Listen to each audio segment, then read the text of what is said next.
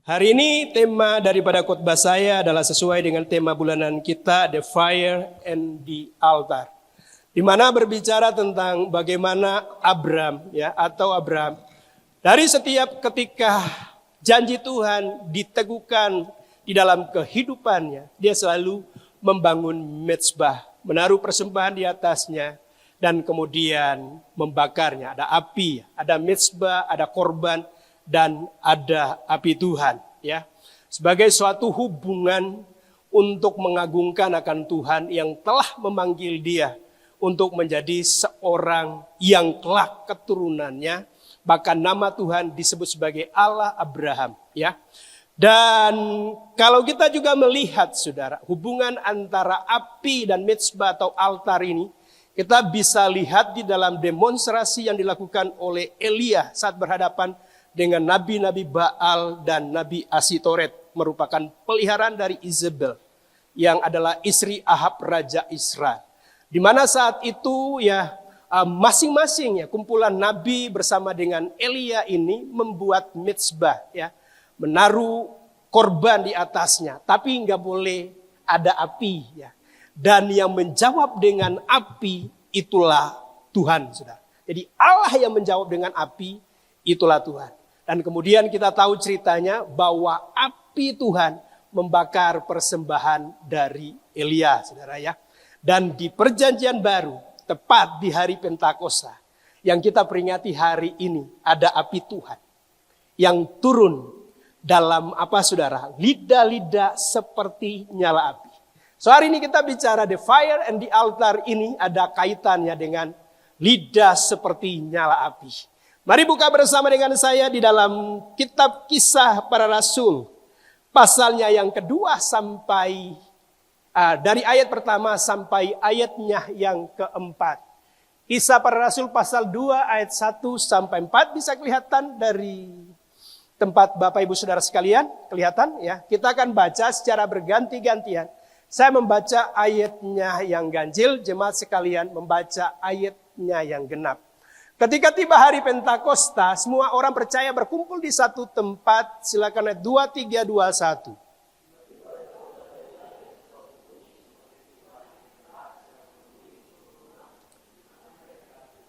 Dan tampaklah kepada mereka lidah-lidah seperti nyala api yang bertebaran dan hingga pada mereka masing-masing. Ayat 4, silakan.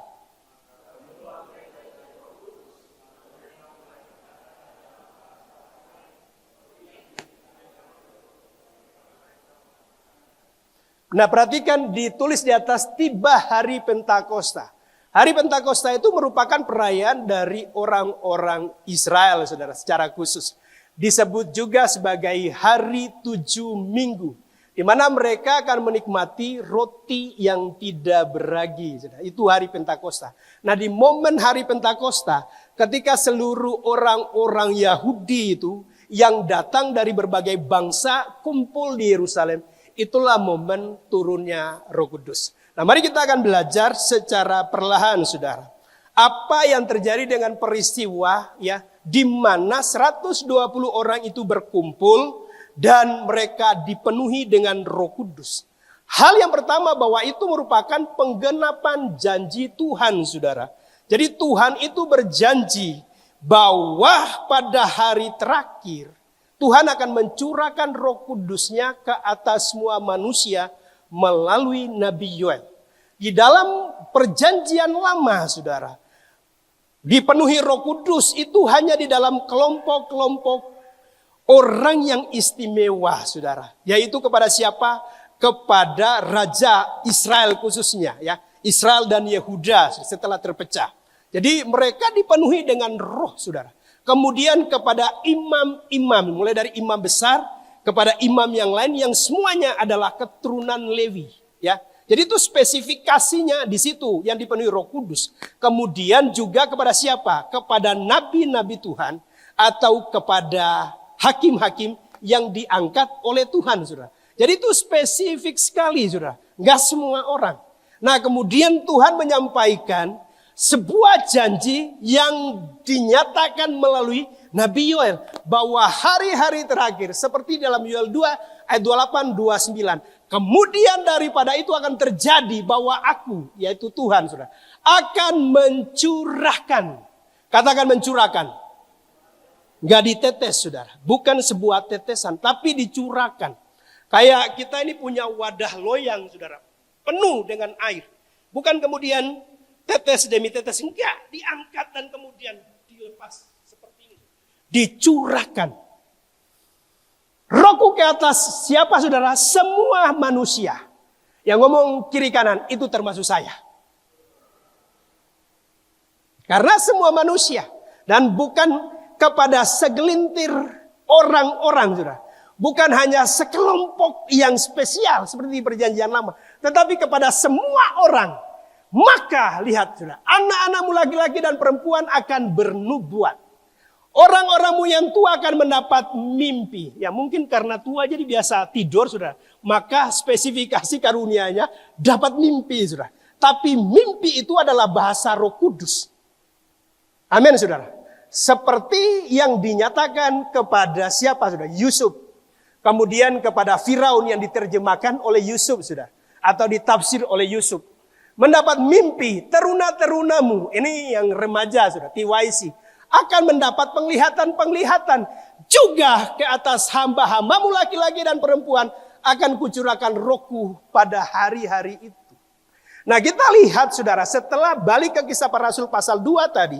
Setelah terjadi pencurahan Roh Kudus. Ini orang kan ngumpul. Dan kemudian mereka pada bingung, saudara. Pada bingung nih. Apa yang terjadi, ada yang mengatakan mereka mabuk, saudara. Maka kemudian bangkitlah Petrus dan berkhotbah. Dia mengutip, saudara, Yoel pasal 2 ayat 28-29. Lihat di dalam Kisah Para Rasul pasal 2. Coba balik Kisah Para Rasul pasal 2. Iya. Ayat 16 sampai 18. Ini bagian daripada penggalan khotbah Petrus. Tetapi itulah yang difirmankan Allah dengan perantara Nabi Yoel akan terjadi pada hari-hari terakhir. Demikianlah firman Allah. Jadi hari terakhir itu sudah dimulai saat Kisah pasal 2 ayat 4 ini, saudara. Pencurahan Roh Kudus itu sudah hari yang terakhir. Hari-hari terakhir demikianlah firman Allah bahwa aku akan mencurahkan rohku ke atas semua manusia. Maka anak-anakmu laki-laki dan perempuan akan bernubuat. Dan teruna-terunamu akan mendapat penglihatan-penglihatan. Dan orang-orangmu yang tua akan mendapat mimpi. Juga ke atas hamba-hambaku laki-laki dan perempuan akan kucurahkan rohku pada hari-hari itu. Dan mereka akan bernubuat. Nah itu hal yang pertama. Jadi penggenapan dari janji Tuhan untuk mencurahkan Roh Kudus-Nya ke semua orang. Yang kedua, saudara, adalah jawaban atas permintaan Yesus sendiri. Di mana di dalam Yohanes 14 ayat 16 sampai 17 sebelum dia terangkat ke sorga dikatakan aku akan minta kepada Bapa dan ia yaitu Bapa akan memberikan kepadamu seorang penolong yang lain. Supaya ia menyertai kamu selama-lamanya. Selama Yesus di dunia dia dibatasi oleh waktu dan tempat. Saudara. Tuhan Yesus enggak bisa berada di semua lokasi di dunia ini. Terbatas karena mengambil fisik yang dibatasi oleh ruang dan waktu. Tetapi Roh Kudus dapat memenuhi setiap kita. Dan dia akan menyertai kita dimanapun, saudara. Roh Kudus dapat bekerja di tempat ini saat ini. Bahkan di tempat yang lain dalam waktu yang bersamaan. Amin, saudara. Nah siapa itu penolong yang lain? Ayat 17-nya yaitu roh kebenaran. Dunia tidak dapat menerima dia sebab dunia tidak melihat dia. Dan tidak mengenal dia tetapi kamu mengenal dia. Sebab ia menyertai kamu dan akan diam di dalam kamu. Indah sekali, saudara, janji Tuhan. Diam di dalam kita. Kemudian hal yang berikutnya, saudara. Apa yang terjadi di dalam Kisah pasal 2 ini adalah bahwa semua orang yang berkumpul saat itu 120 orang penuh Roh Kudus, saudara. Next slide, ya, penuh dengan Roh Kudus. Dan tanda dari kepenuhan Roh Kudus ini tanda awal adalah bahasa lain, saudara. Yaitu bahasa yang dimengerti orang lain. Walaupun yang mengucapkannya tidak belajar bahasa tersebut. Yang kumpul ini kan nelayan-nelayan, murid-murid Tuhan. Yang latar belakangnya nelayan. Gak pernah belajar sebelumnya bahasa Mesopotamia, Kapadokia, Elam, Arab, Mesir. Gak, saudara. Bahkan mereka dikatakan sebagai orang Galilea gak terpelajar. Tapi tiba-tiba ya muncul nih bahasa-bahasa ini. Partia, Media, Elam, Mesopotamia, Yudea, Kapadokia, Pontus, Asia, Frigia, Pamfilia, Mesir, Libya, Roma, Kreta, Arab, saudara. Jadi ini semua bahasa yang diucapkan oleh 120 orang. Dan mereka nggak belajar itu sebelumnya, mungkin nggak memahami. Tapi orang yang mendengarnya, karena mereka berkumpul di Yerusalem saat hari Pentakosta itu, mereka pahami dari bahasa asal mereka. Saya memberi contoh, saudara. Misalnya kita ini berkumpul 120, saudara. Ya, 120 orang. Dan katakanlah kita semua orang Tondano, saudara, orang Tondano. Kemudian pada hari ini, saudara, di kota ini orang-orang mulai dari Aceh, Minang, ya, kemudian dari Banten, saudara, Sunda, dari Solo, dari Bali, Madura, saudara, Makassar, Toraja, Dayak, Banjar, Papua, Ambon, kumpul di sini.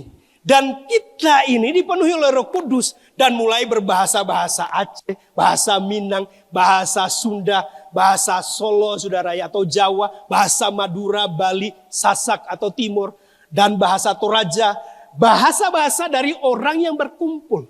Dan yang dikatakan itu tentang perbuatan-perbuatan Tuhan yang luar biasa. Dan orang lainnya itu tahu, nah ini bahasa yang saya mengerti.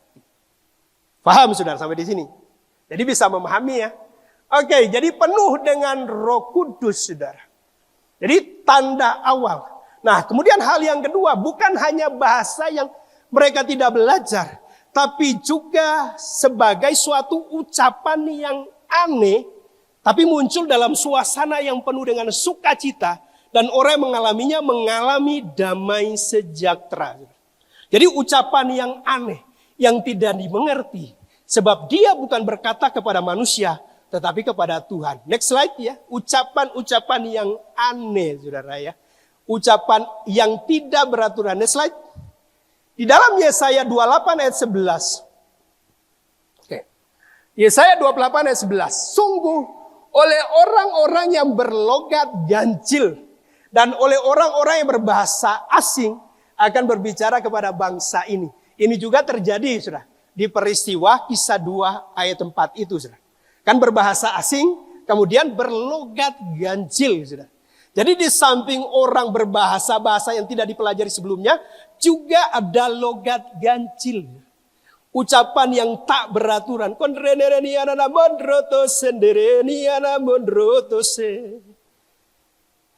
Sampai di sini bisa paham, saudara, ya.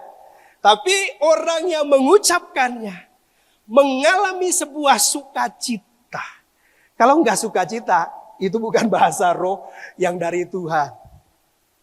Atau dari Roh Kudus. Next slide.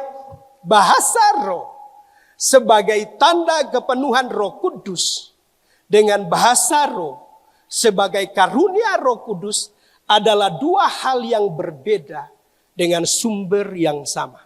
Saya ulangi, saudara. Bahasa roh sebagai tanda kepenuhan Roh Kudus dengan bahasa roh sebagai karunia Roh Kudus adalah dua hal yang berbeda, tetapi sumbernya dari Roh Kudus, saudara. Nah, mari kita lihat perbedaannya. Bahasa roh sebagai tanda dipenuhi oleh Roh Kudus dan bahasa roh beroperasi sebagai suatu karunia oleh Roh Kudus. Next slide ya. Tanda dipenuhi Roh Kudus dilakukan secara serentak, saudara. Jadi 120 orang itu berbahasa roh di waktu yang sama, saudara. Sementara karunia Roh Kudus gak bisa secara serentak. Dia harus bergantian. Nah, bagaimana kemudian bisa membedakan bahwa ini bahasa roh sebagai kepenuhan Roh Kudus dan bahasa roh sebagai karunia dalam satu pertemuan ibadah? Kalau bahasa roh sebagai karunia, karena dikerjakan oleh roh yang sama, dia akan punya wibawa ilahi. Tiba-tiba dia akan menonjol, naik. Suaranya akan semakin kuat. Dan yang lainnya, hilang kata-katanya. Diam, saudara. Nah, itu berarti karunia, saudara. Karunia Roh Kudus. Tapi kalau semuanya sama, saudara, berarti itu adalah sebagai tanda dipenuhi Roh Kudus, atau dia berdoa dengan roh, atau menyembah dengan roh, saudara. Jadi orang yang menyembah dengan roh, karena terkadang keterbatasan di dalam kata-kata, atau berdoa dalam keluhan-keluhan yang tak terucapkan, nah itu bisa serentak. Kalau bahasa roh sebagai dipenuhi Roh Kudus, itu ya tidak perlu untuk ditafsir, saudara.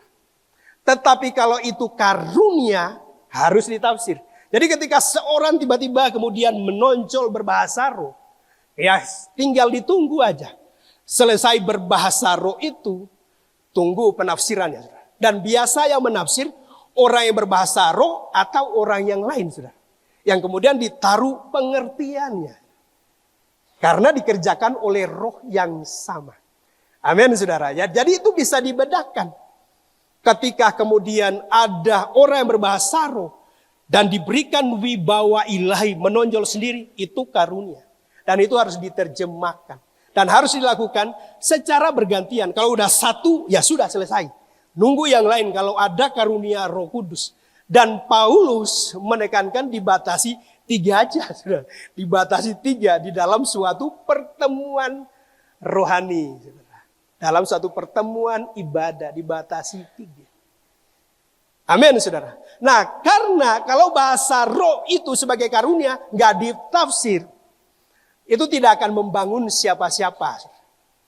Anda kalau misalnya saya berbahasa Sangir, saudara ya, katakanlah saya di sini orang Sangir. Tagulandang ada yang dari, enggak, saya asing sendiri, saudara. Kalau saya ngomong, Anda kan nggak ngerti semua, saudara. Nggak dibangun atau memperoleh manfaat dari obrolan saya kalau pakai bahasa Sangir, saudara. Kecuali kalau kemudian diterjemahkan, oh ini loh maksudnya. Baru orang lain dibangun. Jadi nubuat membangun jemaat, bahasa roh membangun diri sendiri. Makanya jangan dilarang orang untuk berbahasa roh. Bukan berarti antara nubuat, ya karunia nubuat dan karunia bahasa roh, nubuat lebih tinggi. Enggak, saudara. Karena kalau nubuat membangun orang lain. Orang lain kan ketika bernubuat, seperti apa yang disampaikan oleh Ibu Ruth tadi, saudara. Itu untuk apa? Membangun jemaat. Itu nubuat. Kalau bahasa roh tidak diterjemahkan, enggak membangun. Makanya ya sudah, kalau tidak diterjemahkan, berhenti, saudara. Tapi bahasa roh itu membangun diri sendiri. Untuk membuat manusia roh kita ini menjadi kuat, saudara. Itu pentingnya. Jadi membangun diri. Maka setiap kita mungkin badannya kerempeng. Tapi rohnya rambo, saudara. Karena apa? Selalu berbahasa roh, saudara. Jadi manusia batinia kita dibangun, saudara. Sekalipun manusia jasmani kita semakin hari semakin merosot. Tapi manusia batinia kita melalui suatu hubungan kita menggunakan bahasa roh. Karena membangun diri sendiri. Membuat manusia batinia kita ini jadi kuat. Bisa dipahami sampai di sini. Siapa yang berkata-kata dengan bahasa roh tidak berkata-kata kepada manusia. Tetapi kepada Allah. Sebab tidak ada seorang pun yang mengerti bahasanya. Oleh roh ia mengucapkan hal-hal yang rahasia. Jadi ketika orang menyembah, itu udah langsung ke atas, itu udah naik, saudara. Dalam pertemuan secara bersama, saya rindu untuk semua kita bisa berbahasa roh. Meskipun kata Paulus, aku bukan hanya berbahasa roh, tetapi berbahasa malaikat. Tapi kalau tanpa kasih, itu hal yang lebih penting, bicara tentang karakter. Nanti sebentar kita akan bahas bersama-sama. Yang berikut, saudara. Next slide. Roh Kudus yang membuat Anda menerima kuasa dan menjadi saksi. Nah ini penting.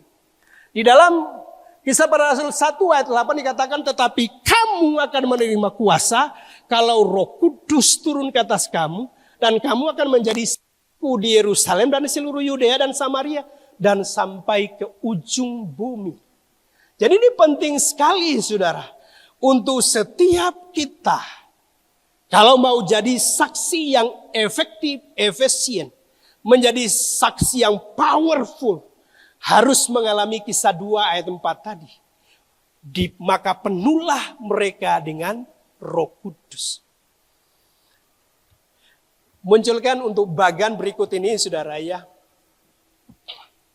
Roh Kudus akan mengerjakan 2 sisi dalam hidup kita.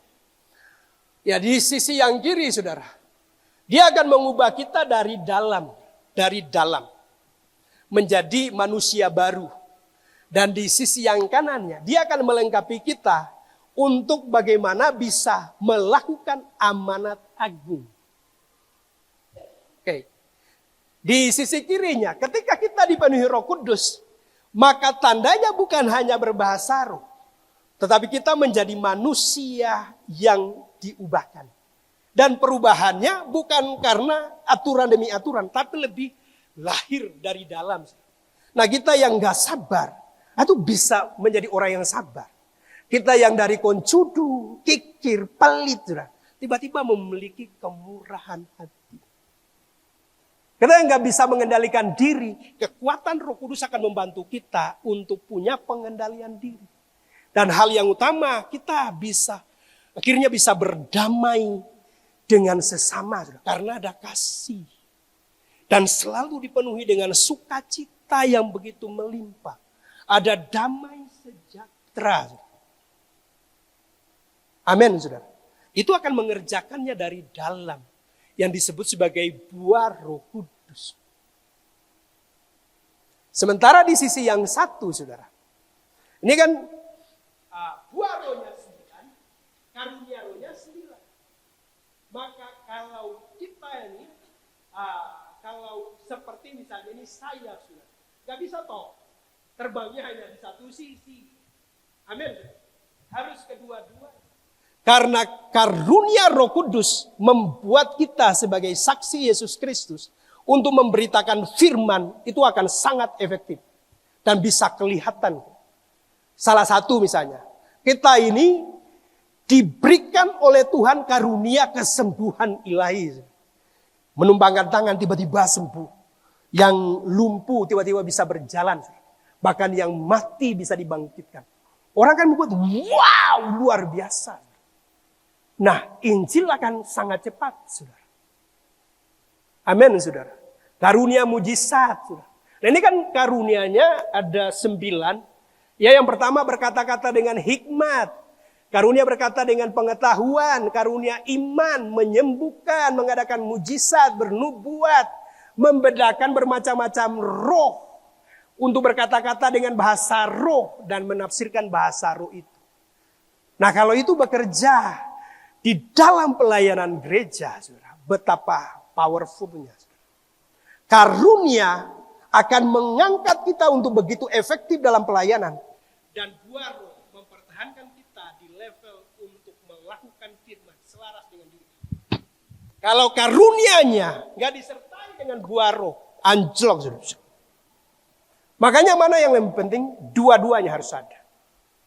Karena seperti sayap, saudara. Seekor burung gak bisa terbang. Kalau hanya kemudian satu sisi sayap saja. Makanya kita perlu untuk berdoa, saudara. Berdoa. Supaya karunia itu bekerja di antara kita. Meskipun mungkin gak semua 9 karunia itu bekerja kepada satu orang. Tetapi sebagai gereja, ya perlu.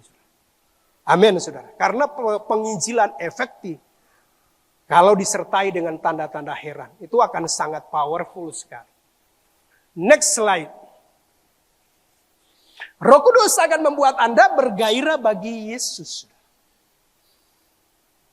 Anda akan mengalami suatu dimensi di mana membaca firman itu menjadi sebuah kesenangan. Saya di SMA sudah baca Asmaraman Eskoping Ho, 64 seri, setiap seri itu tebalnya. Dia tidak besar sih bukunya. Nah, itu bisa sewa kok di Presiden lantai 2 dari masuknya melalui toko sumber terang ya, atau jantung kota ya. Kemudian naik dari tangga itu ke lantai 2. Nah, di situ ada komiknya, ada buku Asmaraman Eskoping Ho. Dan saya kalau pinjam biasanya 10 sampai 20 dibaca. Bisa sampai jam 3, saudara. Gingkan, singkan, ilmu meringankan tubuh, saudara.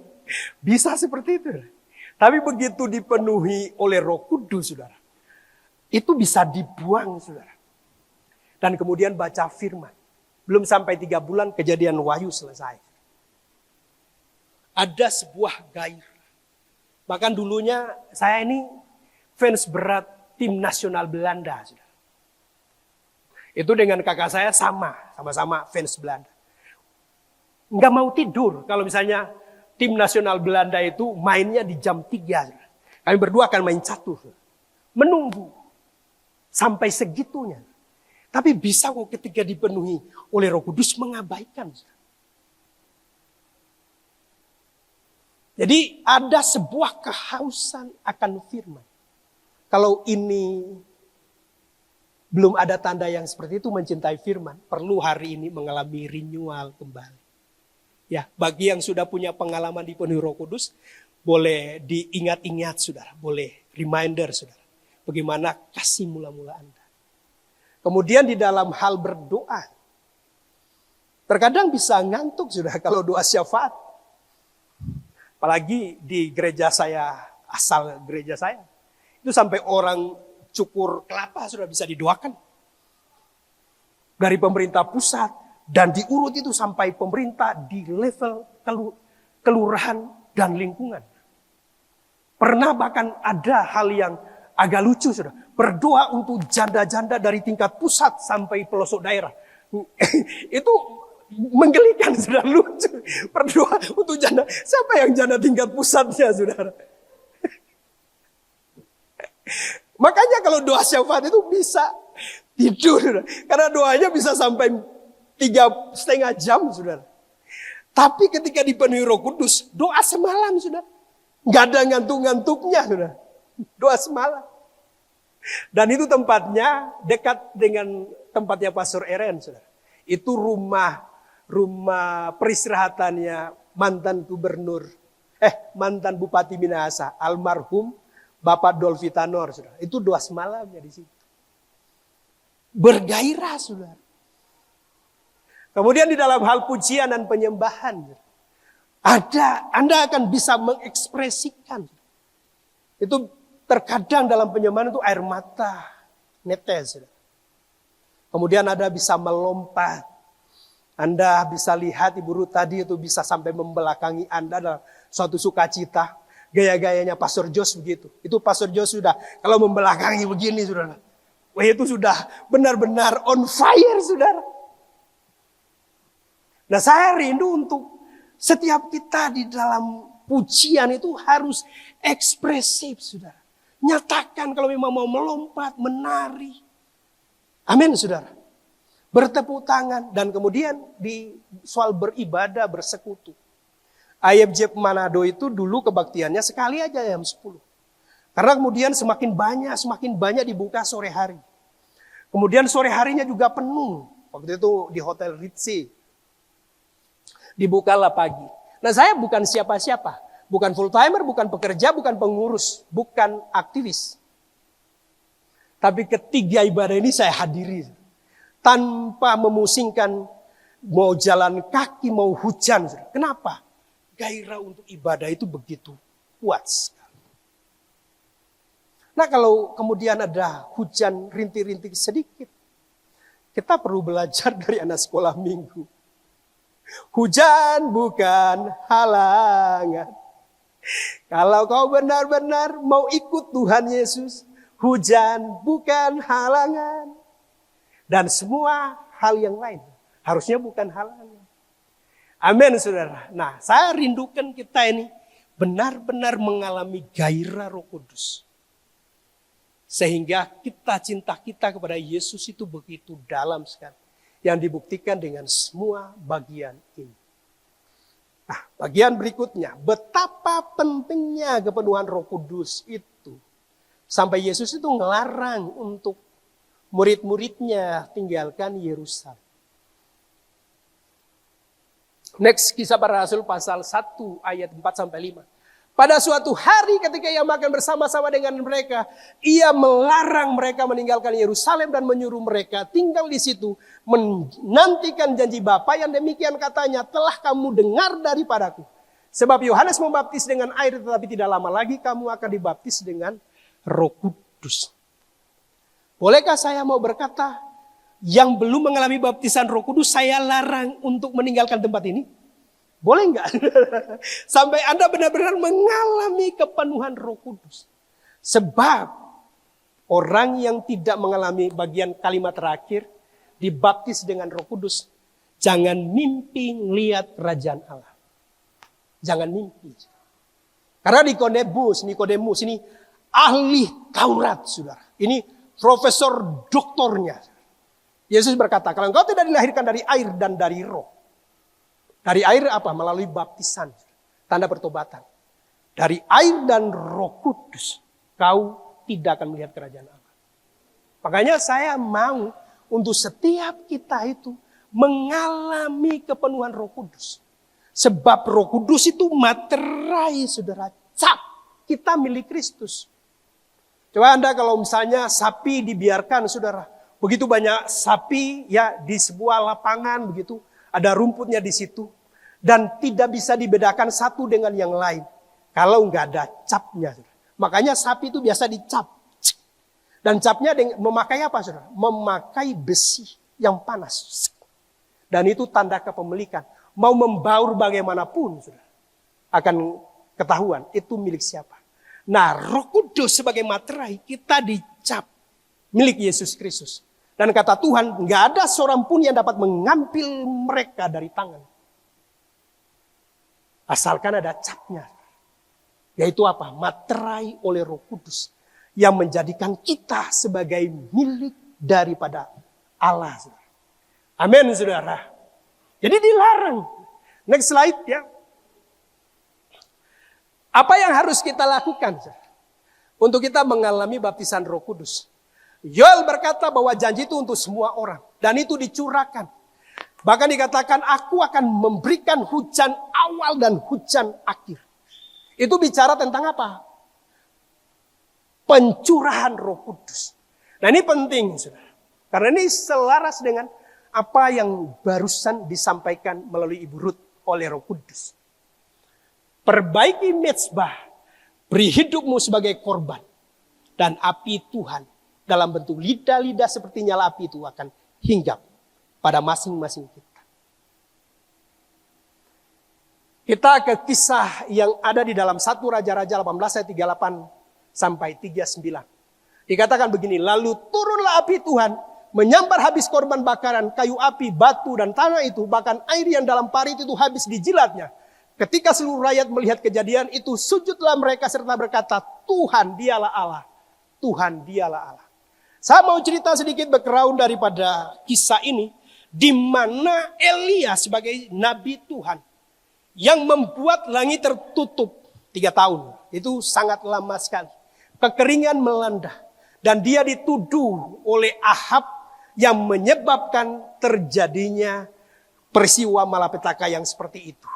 Maka kemudian saudara, bahwa Elia itu menantang nabi-nabi Baal, nabi-nabi Asitoret yang mendapat makan dari meja raja. Karena merupakan peliharaan dari Isabel yang memelihara. Dan karena Isabel inilah membuat hati daripada semua orang Israel dicondongkan kepada apa? Penyembahan berhala. Makanya kekeringan itu melanda. Dan akhirnya terjadi peperangan, saudara, pertandingan dalam tanda petik. Kepada Nabi Baal, Nabi Asitoret yang jumlahnya hampir 1000, saudara. Diberikan kesempatan pertama untuk membuat mezbah. Kemudian taruh kayu di atasnya. Setelah itu taruh korban. Dan yang mereka lakukan kemudian melakukan ritual mereka sambil mengiris-ngiris tangan mereka. Berjingkrak-jingkrak. Dan itu sampai diejek, panggil yang lebih keras lagi. Mungkin dia jalan-jalan atau lagi tidur oleh Elia. Dan tidak pernah turun api. Setelah itu apa yang dilakukan ketika tiba giliran daripada Elia? Dia mengambil batu 12, membuat mezbah, memperbaikinya, dan menaruh kayu di atas.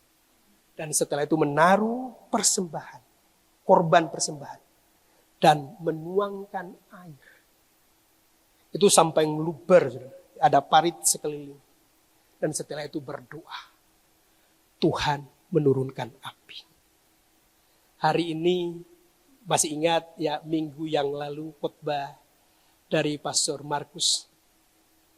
Dia menyetir 1 Korintus 3 ayat 16, 1 Korintus 6 ayat 19. Tidak tahukah tubuhmu adalah bait Roh Kudus? Itu bicara apa? Tubuh kita ini altar, mezbahnya Tuhan. Dan jadikan hidup kita ini sebagai persembahan. Amin, saudara. Kalau kita memperbaiki kehidupan kita, lidah-lidah seperti nyala api turun atas hidup kita. Saya ingin menggambarkan mengenai hati manusia di dalam slide berikut ini. Ini ada gelas 4 model. Dan ini merupakan gambaran daripada hati manusia. Dari kiri itu gelas yang kotor, yang berikutnya gelas yang pecah, yang berikutnya gelas terbalik, dan yang paling kanan gelas bersih. Kalau saya andaikan gelas ini seperti hati kita, yang sisi kiri itu hati kita ini kotor. Kotor. Kalau gelas yang kotor tentu ada pembersih, memakai sabun, memakai air. Hati yang kotor oleh karena dosa. Dan Tuhan sudah berjanji, sekalipun dosamu merah seperti kermisi, seperti kain kesumba, akan Tuhan buat menjadi putih seperti salju, putih seperti bulu domba. Tidak ada gelas yang kotornya nggak karu-karuan, yang tidak bisa dibersihkan. Demikian juga dosa kita. Mau dosa kecil, dosa sedang, dosa besar, dapat dikuduskan, dapat disucikan, dapat dibersihkan oleh darah daripada Yesus Kristus. Bagian kita adalah mengakuinya, saudara.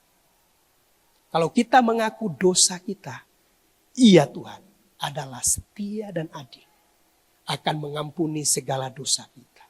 So hari ini kalau kita ini menyembunyikan dosa kita, saudara, kalau kita masih bermain-main dengan dosa, ini waktunya untuk kita datang kepada Tuhan. Dia sanggup untuk membersihkan hati kita. Amin. Yang berikutnya adalah gelas yang retak. Masih gelas yang retak. Gelas retak itu adalah hati yang terluka. Itu tanda dari apa? Ada kepahitan. Ada iri hati, dengki, dendam. Dan tidak bisa mengampuni. Mungkin karena perlakuan-perlakuan daripada orang, saudara. Anda sudah berbuat baik, dibalas, ya. Air apa itu yang dibalas dengan air tuba, saudara. Oh, air susu dibalas air tuba. Saya ngomong tadi air kelapa, saudara. Jadi salah, bukan air kelapa, air susu dibalas air tuba. Bisa membuat Anda sakit. Anda kemudian memberi pinjaman karena meminta dengan penuh permohonan. Kemudian enggak dibayar kembali dan diganti. Mau ditagih lebih sadis, saudara. Kemudian Anda jadi sakit hati. Itu bisa. Perkataan suami kepada istri, istri kepada suami itu bisa melukai. Nah kalau gelas itu udah retak seperti itu, udah pecah, ditaruh aja, dibuang di tong sampah. Tapi Yesus sanggup untuk membantu.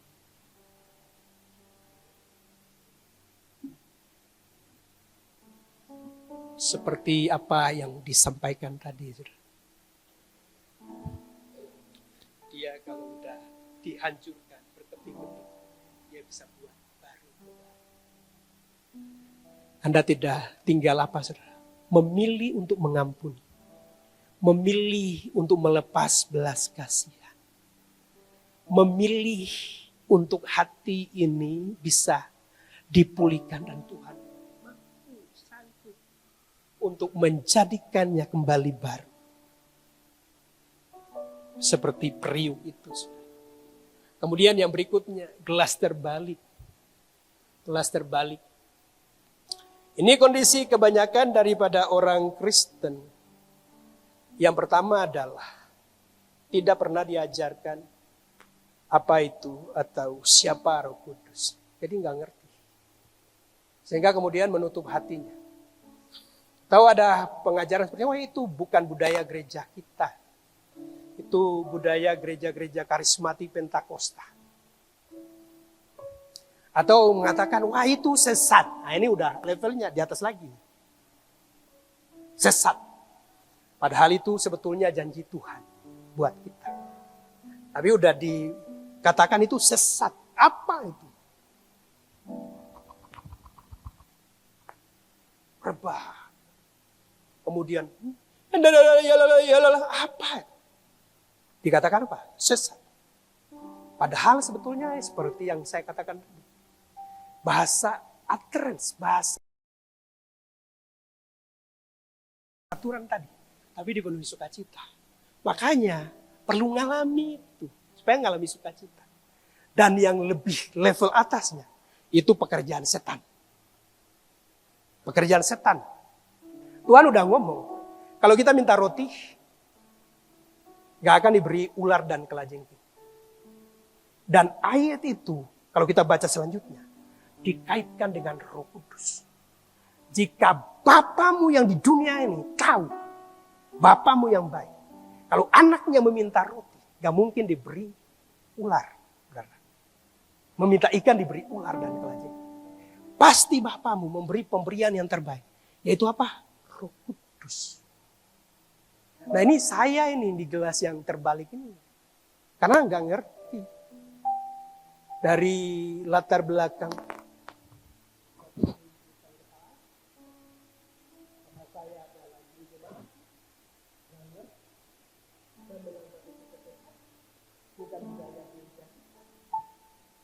Tapi 3 Januari 1998 tanpa orang tumpang tangan, tanpa orang lain. Karena saya tinggal di rumah kakak saya yang lagi ada proyek di Sangihe. Jam 3 dini hari. Tiba-tiba ditaruh Roh Kudus.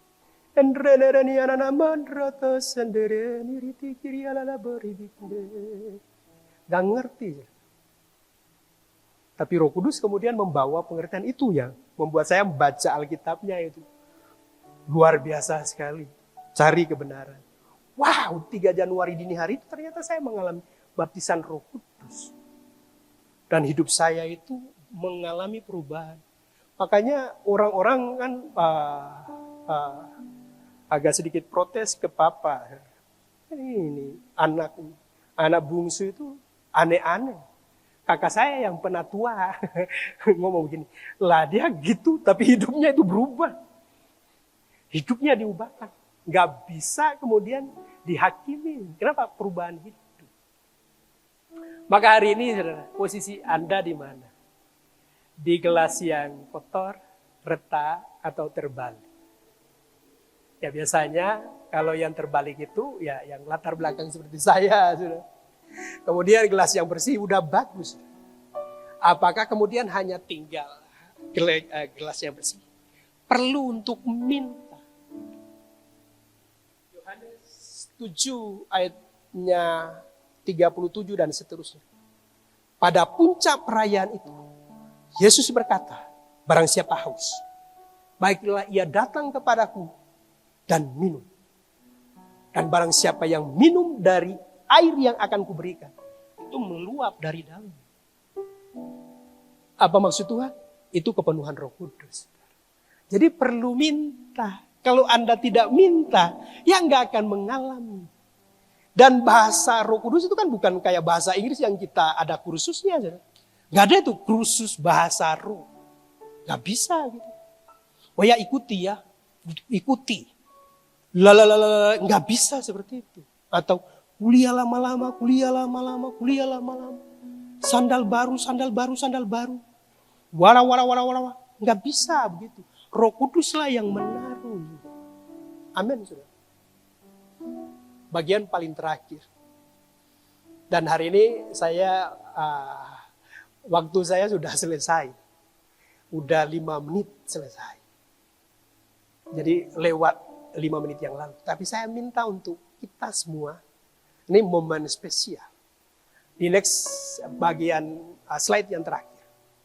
Jika Yesus yang adalah Tuhan, sangat bergantung.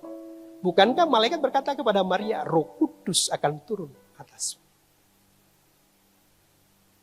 Jadi Roh Kudus akan memenuhi engkau. Maka Maria hamil oleh Roh Kudus. Jadi jika Yesus yang adalah Tuhan sangat bergantung kepada Roh Kudus, amat terlebih kita sebagai manusia membutuhkan Roh Kudus untuk menuntun langkah hidup kita. Amin, saudara. Yesus pergi ke sorga. Dia tidak membiarkan kita yatim. Dia memberikan penolong. Penolong itu fungsinya untuk apa? Kita berjalan dalam kebenaran sampai kepada Yesus balik. Kalau tidak, kita akan selingkuh dan menjadi penyembah berhala. Tuhan mau itu untuk kita setia, saudara. Dan ini kita kan belum dipanggil pulang, saudara. Belum dipanggil pulang. Roh Kuduslah yang kemudian memproteksi kita untuk berjalan selaras agar kita tidak menyimpang ke kanan dan ke kiri. Dan mendapati kita ini benar-benar sebagai pengantinnya Tuhan yang kudus dan tak bercacat. Dan dia mau kita hidup seperti itu. Dan kita nggak akan pernah bisa, saudara, untuk hidup di dalam tuntunan daripada kebenaran firman tanpa Roh Kudus. Amin, saudara. Karena itu begitu Tuhan sangat melarang tinggal di Yerusalem sampai aku memenuhi kamu dengan Roh Kudus. Dan hari ini bersihkan hati kita. Kalau hati kita ini kotor oleh dosa, minta darah Yesus. Kalau hati kita ini terluka, terkoyak, ada kepahitan, dendam, iri hati gak bisa mengampuni, datang kepada Yesus. Dia akan membalut hati kita. Kalau hati kita ini terbalik, menganggap itu kesesatan atau pekerjaan setan, bertobat pada hari ini, buka hati kita. Dan kalau hati kita udah bersih, minta. Dan dia akan memberikan Roh Kudus.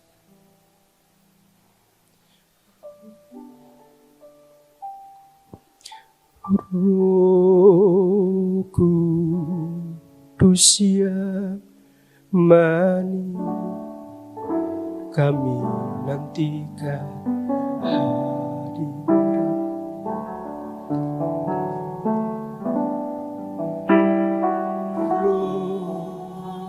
Roh Kudus yang kami nantikan urapan. Roh Kudus yang manis, Roh Kudus yang manis, kami nantikan hadirat. Roh Kudus, Roh Kudus yang lembut, kami nantikan urapan. Biarlah kemuliaan, biarlah kemuliaan dan kuasa-Mu dinyatakan atas kami umat-Mu. Penuhilah kami dengan kuasa kasih-Mu, Roh Kudus.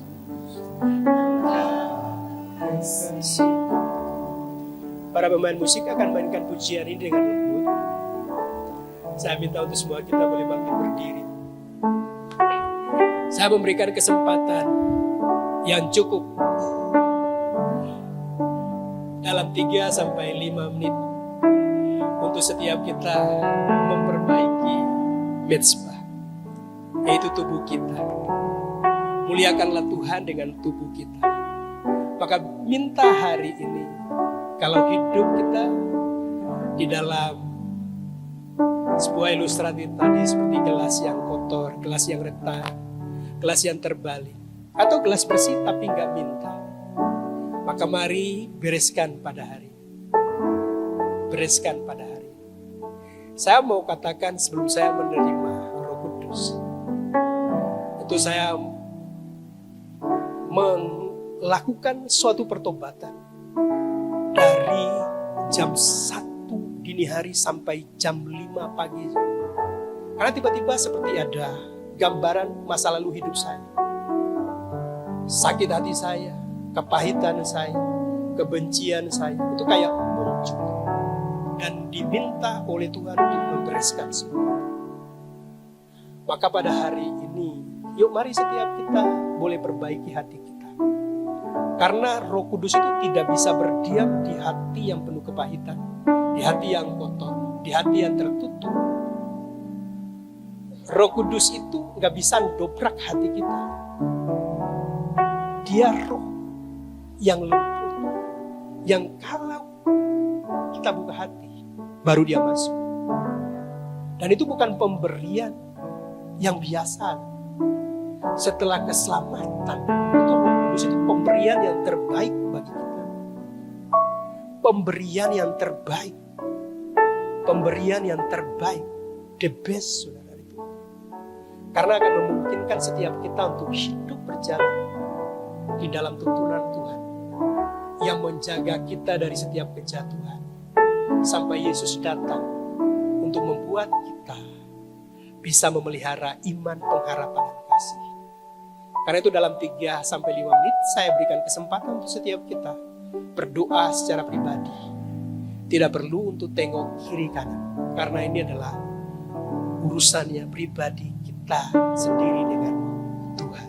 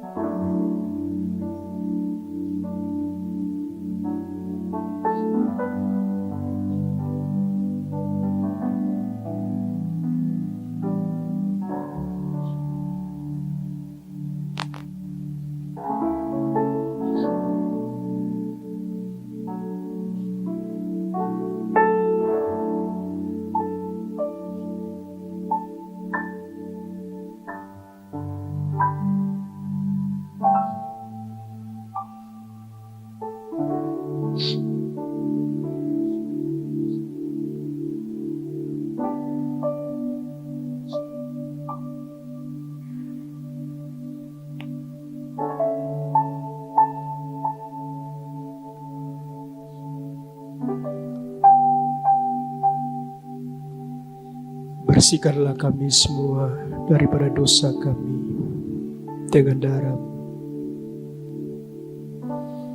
maka kami semua menjadi tahir.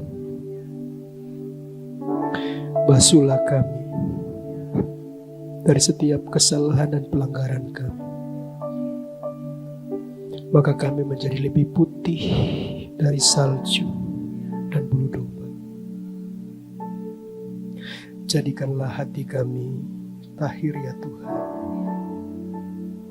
dan perbaharuilah batin kami dengan Roh-Mu yang teguh. Sembuhkanlah setiap kami daripada setiap sakit hati, dan buanglah setiap akar pahit, dan biar hati kami menjadi orang-orang yang rela untuk mengampuni orang yang bersalah kepada kami.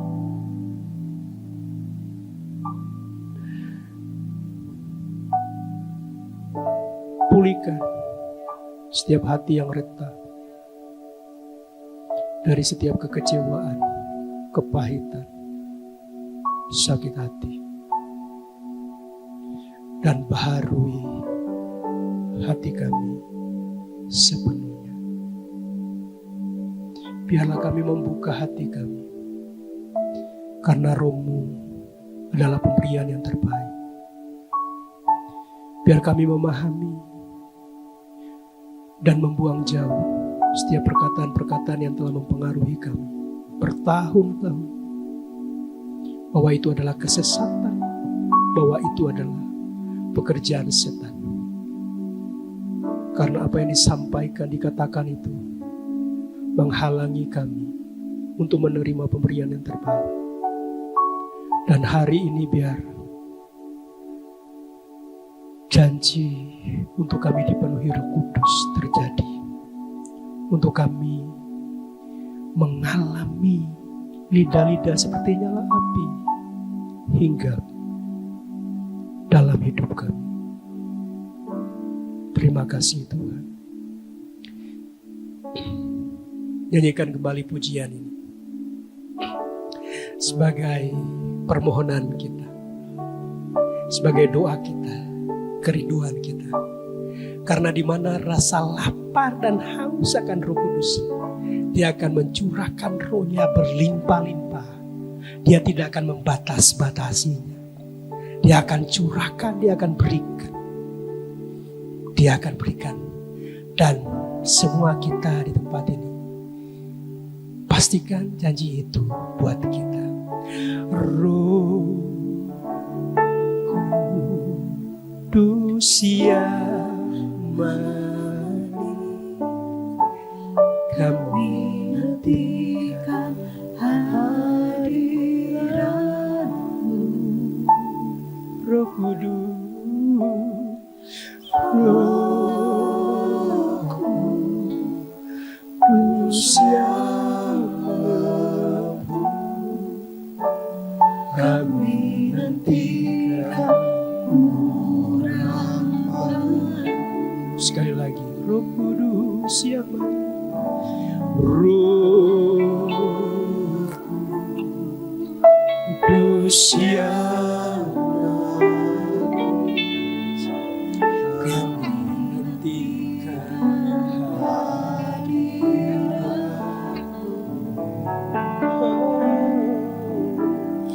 Roh Kudus yang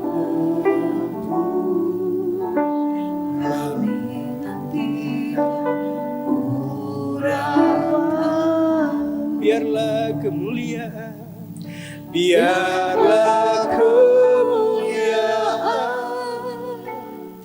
dan kuasa-Mu dinyatakan atas kami, umat-Mu. Penuhilah kami dengan kuasa kasih-Mu, oh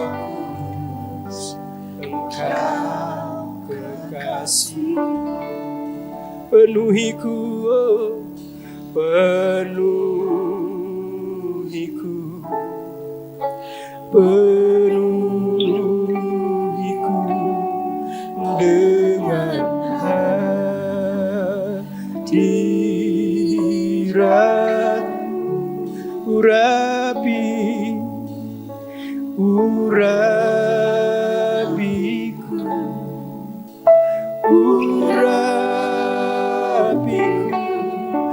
dengan minyak, seperti rusa rindu sungaimu, seperti rusa rindu sungaimu. Begitulah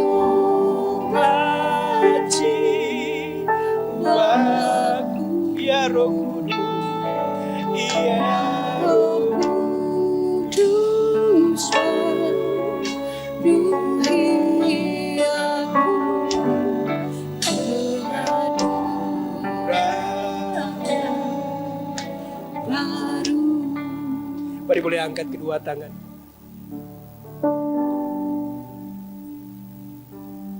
Roh Kudus akan memenuhi kita tergantung kepada kerinduan kita.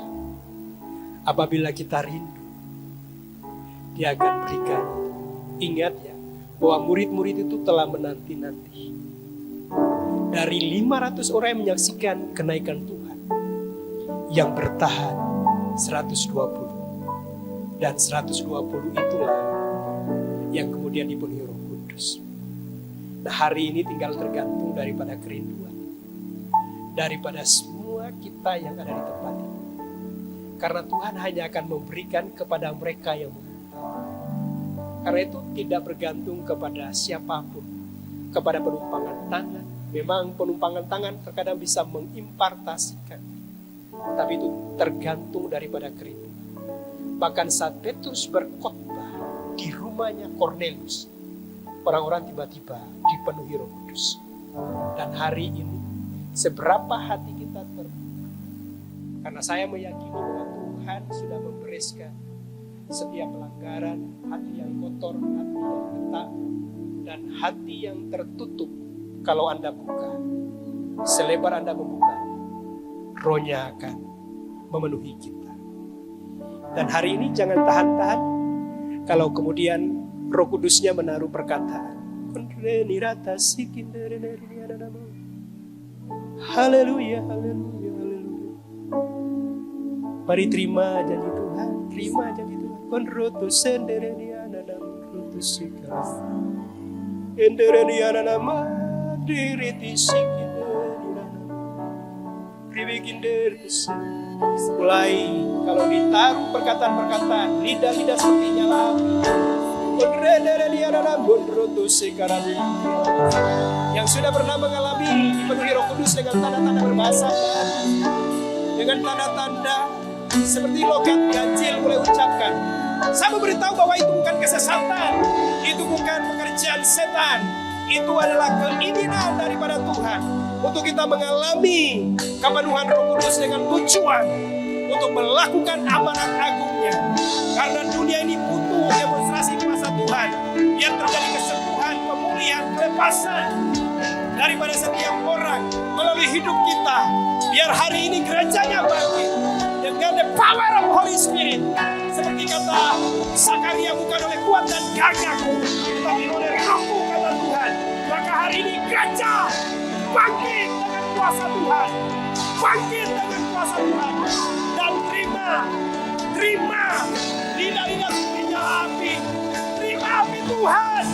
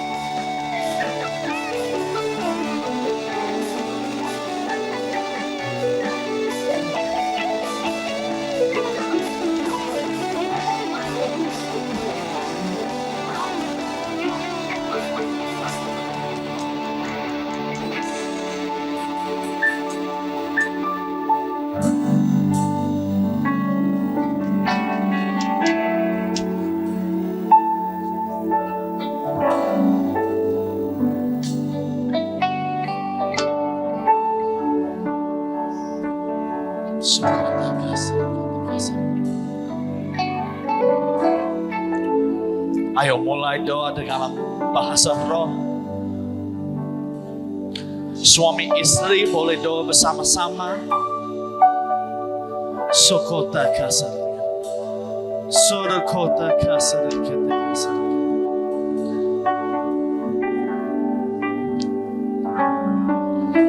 Sokota kasar. We're believing for you, Jesus. Sokota kasar. Sokota kasar. Sokota kasar.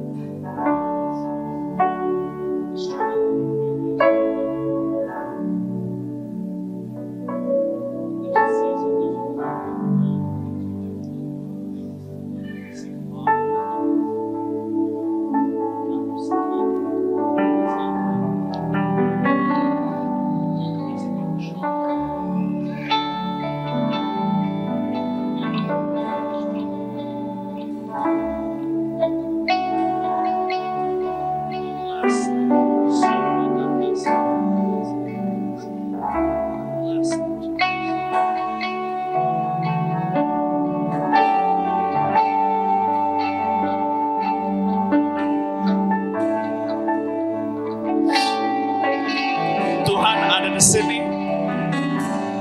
Kuasa Dia ada di sini. Our response, jawaban kita ada yang terima kasih Tuhan. To say thank you. Jesus, you are amazing. We lift His name up. Angkat nama Yesus di atas semua. Hosanna in the highest. Kita nyanyi bersama dengan hati penuh dengan sukacita. Oh, and Hosanna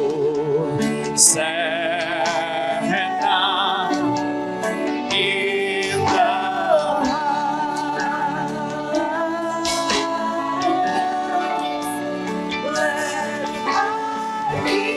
Mari kita semua berdiri, angkat tangan. Let Him be lifted up. We lift you up, Jesus. Di atas semua.